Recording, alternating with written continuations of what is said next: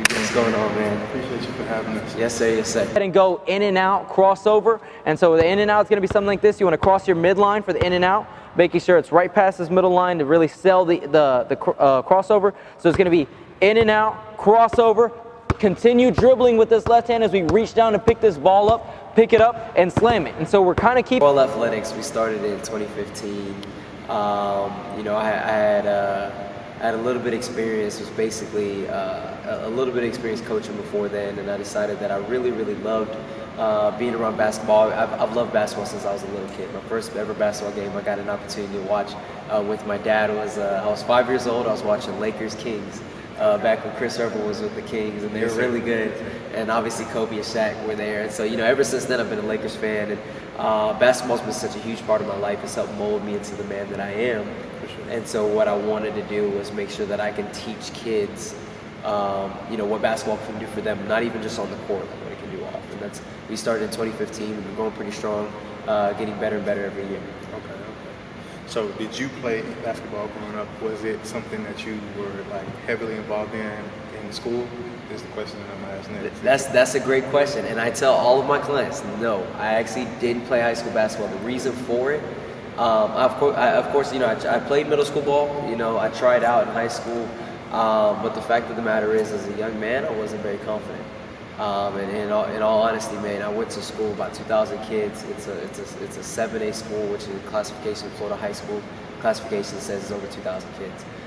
It's the largest classification in Florida schools, meaning that I got lost in the shuffle. A lot of kids as a coach, and I know it as a coach. When you got so many kids who want to play basketball, especially at a big school, you can't help all of them. You got to help the guys who, one, want to help themselves the most. And I didn't know what hard work was as a 16, 15-year-old kid.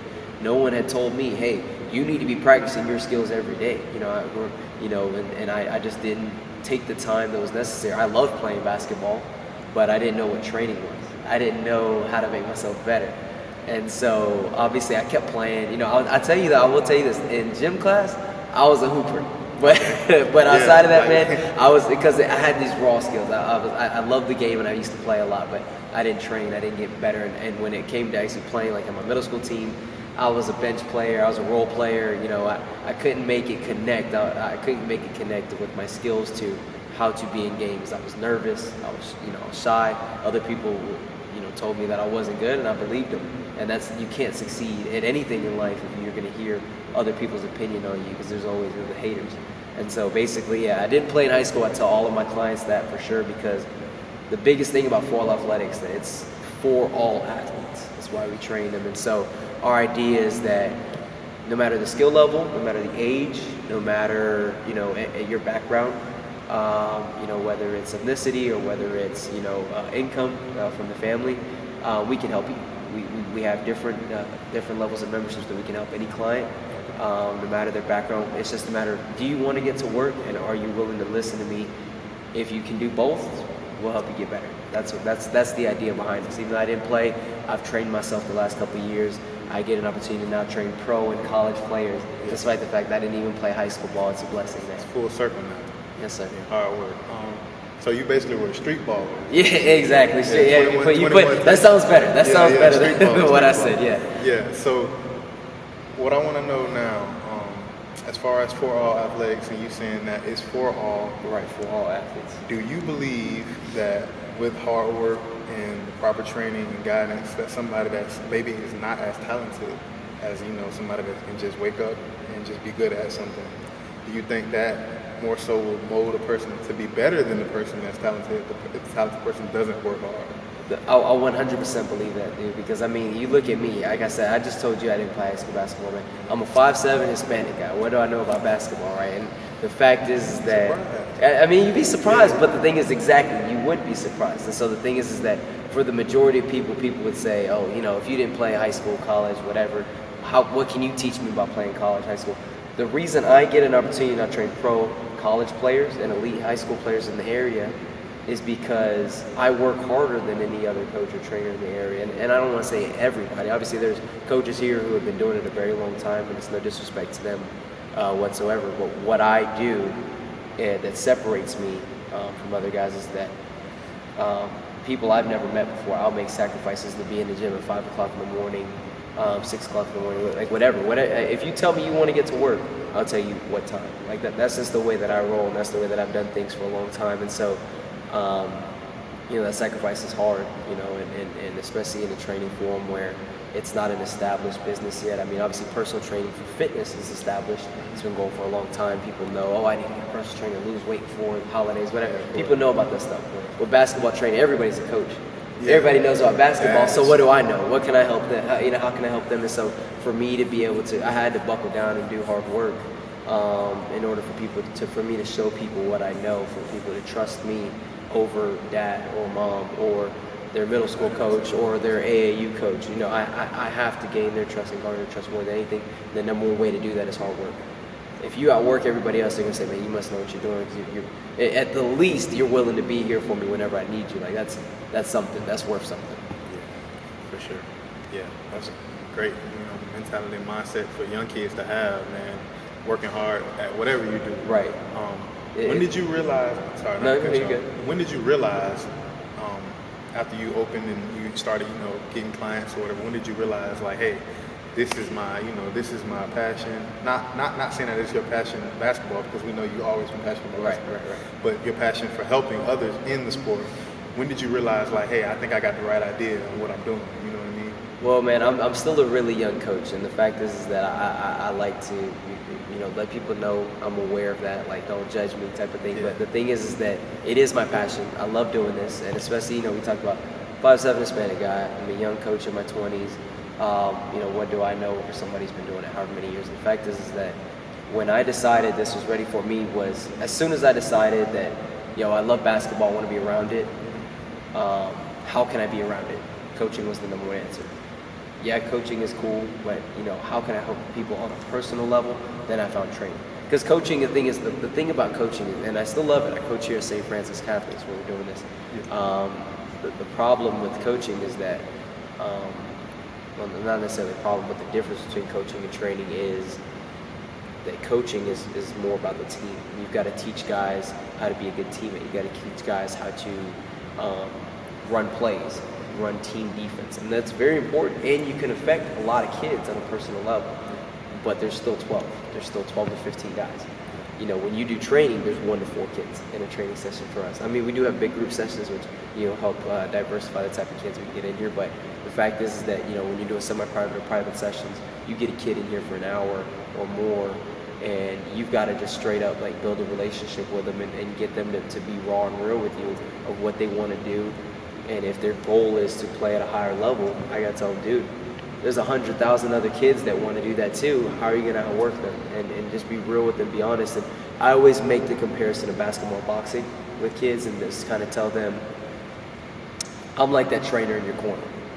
If you want to be a good basketball player, you got to fight, right? There's going to be some days you're going to fall on your butt. Someone's going to knock you on your butt, whether it's another player or a coach who gives you a hard time or an injury. Something's going to knock you on your butt. I'm that guy to pick you up when you're struggling. And so, when I realized that I wanted to be around basketball, just a long way to answer your question, when I realized I wanted to be around basketball, I wanted to help in that personal way where I could be that guy in their corner. I could be the person they could depend on outside of mom and dad, outside of their high school coach, just someone that's there on a very personal level of being able to see them in their real form, not within a team aspect or not within, what can they do for the team, 5-on-5, like how can I help you develop your skills to be able to, to become a better basketball player, better young man, learn how to be a harder worker, learn how to be, a better son, brother, future father, things like that. Just basically mentoring is what I wanted to get closer into. That's when I decided I wanted to get into that. I didn't waste any time either. I was 20 years old when I had started in 2015. I'm still a young coach now, but the fact is I decided as soon as I wanted to do it, I said I'm gonna just jump into it, dude. I'm not gonna wait, because the fact is I'm a firm believer, just like in basketball.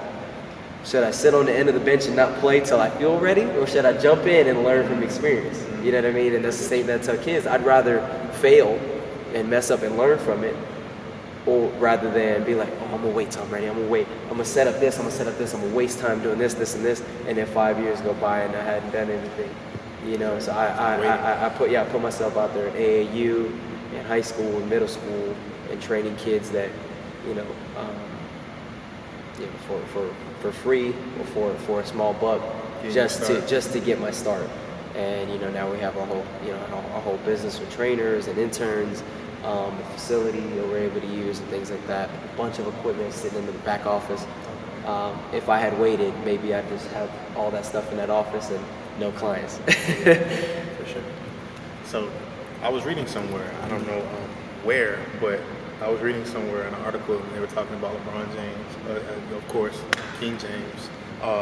They were talking about him and his training regimen off season and how much money he spends on his body to be prepared for the season. And they say he spent like an average of like $1.5 million a year, yeah, on his, which is a crazy, you know what I mean, that's a crazy number for anybody, let alone just a professional athlete like LeBron James. Right. That's but you got to think about, when I read that, something like dawned on me, like, okay, if he spends that much money on his body, then you can imagine the type of work, you know what I mean, that he's putting into himself to try to be the person that he is. Right. So his training probably is really, really, really strenuous. But what I wanted to ask you about training wise, with that being said, is do you believe that training hard like that, let me see how to put it, do you believe that his training regimen, or even like RP Kobe, a training regimen like Kobe, you know, going hard like that all the time, do you think that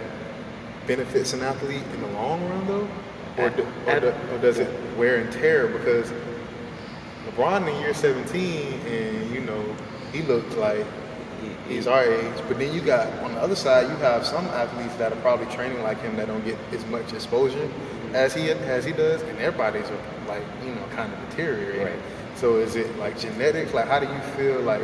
It's a balance, bro. It's a balance. I mean, not every, and I wrote this on Instagram, and I got like 100 like hate comments back. I think LeBron is the greatest athlete in NBA history. I mean, greater than Wilt, who was awesome, obviously. Greater than Michael, which, you know, I think Michael's a better player. Like when we come down to it, he had the mentality. You know, he didn't accept losing, you know, things like that. But when we talk about just pure athleticism from a standpoint of being able to jump high, run fast, weigh what he weighs, you know, 260, move how he moves, and see very little wear and tear over the last 17 years. And we're talking about 17 pro years, but also in high school he was doing a lot. So I mean, that's insane. Like Kobe, you could see a little tear on him. And granted, yeah, we can see LeBron's not as athletic as he was with his first run with Cleveland, but you know, Father Time gets everybody. But the fact is that he's still doing what he's doing at this level. You know, he's an MVP conversation in year 17. I mean, that's just insane. But it's a balance, right? You can't. We don't know Tracy McGrady personally, or Grant Hill personally, or Brandon Roy personally, but I know those guys love basketball, and I know those guys wanted to play. I know they were taking care of their bodies. Yeah.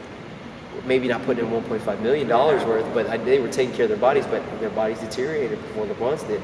I think it's just, that's what we talk about when I said that LeBron is the greatest athlete of all time. I take that into consideration, the fact that the most games he's ever missed in a single season was last year with the Lakers. I think he missed 19, 20 games, something like that. Yeah. For 17 years. I mean, Jordan in his second year got a season-ending injury after like 8 games. So Jordan his whole second year didn't play. Kobe missed several years where he had like 40 games, 50 games. You know, everybody has dealt with a major injury at some point, and it seems like LeBron hasn't really. You know, and that's unheard of. So I think that there's a balance. I think that, yes, part genetics, and LeBron is just a freak athlete, probably the greatest athlete, almost in sports history. I mean, you look at football or any other sport, I don't know who could weigh 260 and move as fluid as he does and things like that. I mean, I hate to ride the man like that, but he's you know, he is a specimen that's pretty impressive. But I think that in the general case, when we compare it to high school athletics, is the main part that I deal with. I have a kid, you know, I had a kid I was working with this season, man, that had his shoulder injury, and I told him to go see a trainer, and he, you know, it's a hard time to get him to go see the trainer that we have at the school. So it's like, you know, there's a disconnect. Like I think you got to understand that, you know, there's a tough part to it, and then there's a careful part to it. Like being, like that whole day and age now with the what's it called, the no back-to-backs that they're doing, load management. The load management. That's it. So we talk about load management, right? Nobody in high school, Just have flies running around. Nobody wants to load manage in high school because every game's an opportunity to show out. But at the same time, you got to take care of your body. I read an article a couple months ago that ESPN left about Zion. Where he got an opportunity to go to the Gatorade facility where they were going to strap him up and test him and test, super scientific, all the things about his jump and how his heart rate changes between different motions. But he got there, he got invited to go. He got there, and mom says, "No, you can't do it," because he had 2 AAU tournaments in a couple of weeks. There was just wear and tear on his body that's different than what wear and tear on a body was 20 years ago for that 18-year-old. Sure. Because, and the fact is that AAU wasn't as prominent 15, 20 years ago as it is now. And so you got kids looking for every opportunity to play and make a name for themselves. But at the same time, you're seeing these ACL injuries at the highest rate ever, ACL injuries in under 18-year-old kids at the highest rate ever. And it's not a coincidence that the rate of playing for these kids is up. And so what I just tell kids nowadays is that please take care of your bodies. Like, if your school has a trainer, go see them every day, even for the most minor stuff. That's what they're paid for. Do stretches daily. Ice your body when you get an opportunity. Kids love to just jump into playing without stretching. Things like that. It's because you can't, because you're 16 and you don't feel it. But you will in your 20s. You will definitely in your 30s and 40s. Do you want to wear your body out before you even hit your prime? It's hard because kids want to do what they want to do. Yeah. But if you can find a kid who gets it, and they're out there. The kids who get it, they're always the ones who end up being college players. They take care of their bodies. They do the stuff that they're supposed to. If you can reach a kid that way before any major injuries happen to them, because everyone's gonna learn from an injury, right? Then they're gonna, I need to take care of my body now. Because that's learning the hard way.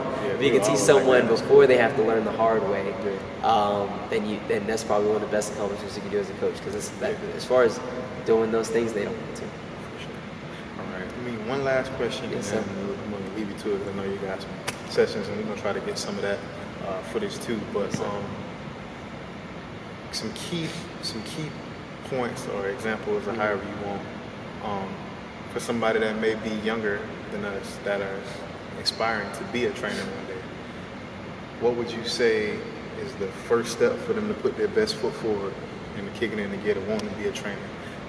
Not saying like, hey, they got to do it tomorrow, but just, some things that probably are in the back of your mind that you did to get you to where you are. What would you tell young kids? Well, I am going to say what you said not to say. I am going to say start tomorrow. Okay. Firstly, because, if you want to be a trainer, you're my first client I ever trained. You want to know how I got him? I was training myself at an outdoor court. I didn't have any indoor courts yet. I was training myself at an outdoor court. I bought a ladder and a couple of things that I could afford as a college kid. And some girl comes up to the court and she's like, "You a trainer?" And I say, "Yeah." She goes, "I play high school ball, man. I'm trying to try out at Santa Fe. Could you train me?" And I'm sitting there like, man, that's God's blessing, because it's like, what are the chances this person happens to be passing and is, vocal enough to ask something like that? And so that's when I say start tomorrow, I mean like an opportunity may come out like that tomorrow. And obviously starting tomorrow doesn't just mean telling people, hey, I'm a trainer.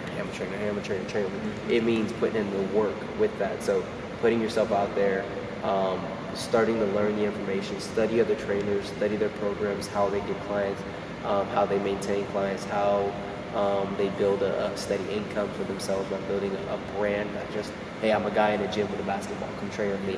Do you have it? Right. Everybody can do that. Like my uncle or whoever. Like everybody knows a little bit about basketball. They can train anybody. But are you a guy in a gym with a basketball, or are you building a program where kids can consistently come in and get better, train with other kids? You have set drills. Do you have like a training regimen for a kid? Does that mean where do you start? Do you start at their biggest weakness? Do you start at their greatest strength and make that stronger? How does your training relate to in-game? And then how do you build confidence? Because there's two parts to training, and that's what we understand here, is that it's not just about making them more skilled. It's about skilled with confidence. Because there's some kids who have confidence, no skill. There's a spot for them on a team, because there's football players, or just forget football, it'd just be any athlete that they're just good athletically, and they've been playing other sports in their whole life. And so when they get onto the court, they're running hard, they're playing hard, they're physical. And then there's the skilled kid who's not confident because he doesn't know how good he is, he doesn't realize how good he is, and he plays half speed, right? And he doesn't want to be physical because he doesn't want to get a foul. He's just overthinking the game.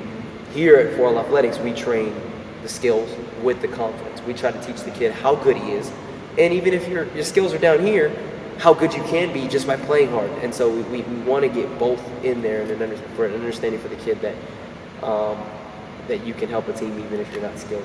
You know what I mean? It's just what you can do. So, if you want to be a trainer, you have to figure out a process that works for you.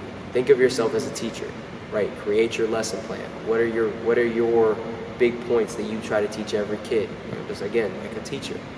Well, teachers have their saying, even though they may teach maybe different subjects every year, or they may have a different types of kids, they have set principles and set guidelines for every class that they're going to have, and they try to get it through to the student however they relate to.